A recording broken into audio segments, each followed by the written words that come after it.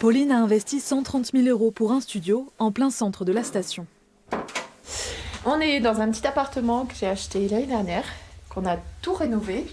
En haute saison, elle le loue jusqu'à 1 200 € la semaine pour rembourser son prêt bancaire. Mais faute de remontée mécanique, la jeune femme a dû revoir ses exigences à la baisse pour attirer les vacanciers.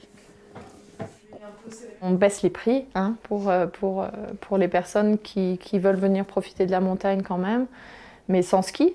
Donc le but aussi, c'est de remplir un petit peu, de faire tourner nos logements et puis d'amener de l'animation au cœur de la station et pour les commerçants.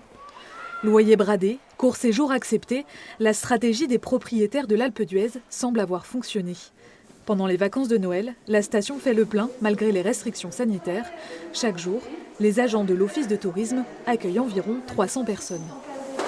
Alors les gens ont plutôt joué le jeu, comme je le disais, surtout les résidents secondaires, les gens qui sont propriétaires d'un appartement ou d'un chalet, sachant qu'à l'Alpe d'Huez, les propriétaires sont majoritairement de la région Rhône-Alpes, donc pas très loin. Je pense qu'ils en avaient assez de ce qui vivent en ville.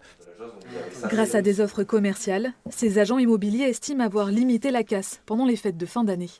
C'est correct, voilà. Après, voilà, on perd 50% et les 50% vendus, ils sont vendus à 30%. Donc forcément, aujourd'hui, c'est plus difficile pour tout le monde. Mais face à l'incertitude du mois de janvier, les annulations de séjours s'enchaînent. Parce que vous, s'il n'y a pas les remontées mécaniques, vous souhaitez pas venir. D'accord. En plus des vacanciers, ce sont aussi les propriétaires que ces agents doivent rassurer. On a certains propriétaires qui nous disent aujourd'hui, moi, si l'avenir n'est pas bon, je vais être obligé de vendre mon appartement.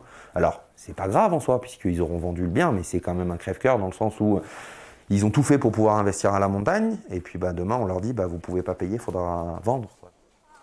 Pour les vacances de février, plus de 80% des biens de la station seraient déjà réservés. Un chiffre encourageant, mais tout peut s'effondrer si les remontées mécaniques restent à l'arrêt en janvier.